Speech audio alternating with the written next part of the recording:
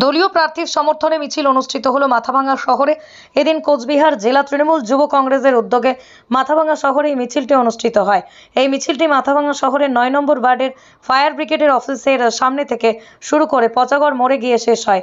জানা গিয়েছে, আসন্ন লোকসভা নির্বাচনে কোচবিহার লোকসভা কেন্দ্রের তৃণমূল কংগ্রেস মনোনীত প্রার্থী জগদীশ চন্দ্র বর্মা বসুনিয়ার সমর্থনে তৃণমূল যুব কংগ্রেসের এই মিছিল। এদিনের এই মিছিলে উপস্থিত ছিলেন কোচবিহার জেলা তৃণমূল যুব কংগ্রেসের সভাপতি কমলেশ অধিকারী, পার্থপ্রতিম রায়, গিরীন্দ্রনাথ বর্মন, মানিক বর্মন সহ অন্যান্যরা।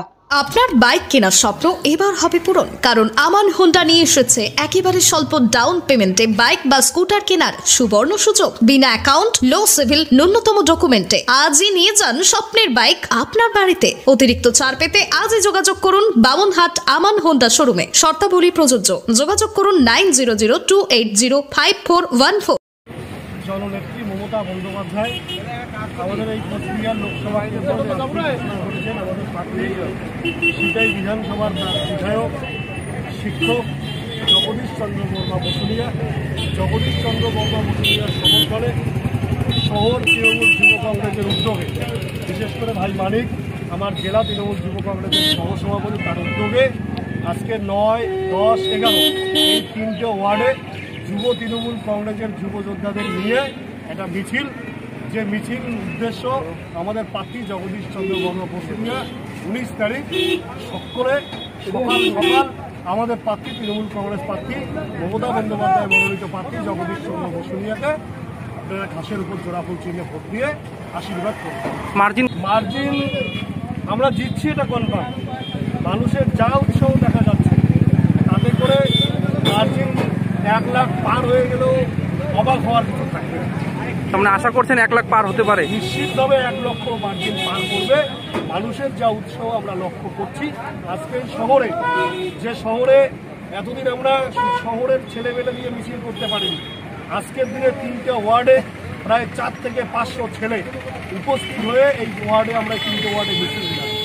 এতে বোঝা যাচ্ছে শহরের মানুষ তৃণমূল কংগ্রেসের কথা শুনে, নেত্রী মমতা বন্দ্যোপাধ্যায়ের কথা শুনে মিছিলে সামিল হচ্ছে। তার মানে আপনারা বুঝতে পারবেন ১৯ তারিখে ভোটের পরে যে রেজাল্ট হবে, সেই রেজাল্টে আপনারা দেখতে পারবেন মানুষ কীভাবে তৃণমূল কংগ্রেসকে সমর্থন করছে। নিশ্চিতভাবে আমি একটা কথা আপনাদের স্মরণ করে দিতে চাই, এর আগে ২০১৪ সাল আমরা যদি লক্ষ্য করি, আমাদের সাংসদ ছিলেন কোচবিহারের রেণুকা সেন, তিনি মারা যান। তারপরে উপনির্বাচনে পার্থপ্রতিম রায় আমাদের এই জেলার সাংসদ হন। সে সময় ১০০ দিনের কাজের টাকা বন্ধ হয়, সে সময় আবাস যোজনার টাকা বন্ধ হয়, বাংলার উন্নয়ন, কোচবিহারের উন্নয়নের টাকা সে সময় বন্ধ হয়। কারণ মমতা বন্দ্যোপাধ্যায় যাদেরকে সে সময় প্রার্থী হিসেবে দাঁড় করিয়েছিলেন, মানুষ যাদের আশীর্বাদ দিয়েছেন, তারা সংসদে বিজেপির নেতাদের চোখে চোখ রেখে, কেন্দ্রীয় সরকারের মন্ত্রীদের চোখে চোখ রেখে লড়াই করে বাংলার অধিকার, কোচবিহারের অধিকার তারা ছিনিয়ে এনেছে। আর আজকের দিনে আমরা যাদেরকে ভোট দিয়েছিলাম সামনে ২০১৯ লোকসভা নির্বাচন, তারা গিয়ে সেখানে বর্ষতা স্বীকার করেছে কোচবিহারের উন্নয়ন, বাংলার উন্নয়ন তারা করেছে। নিশ্চিতভাবে জগদীশ বাবু জিতে আসলে বাংলা তথা কোচবিহারের উন্নয়ন হবে, এটা সময় লাগবে।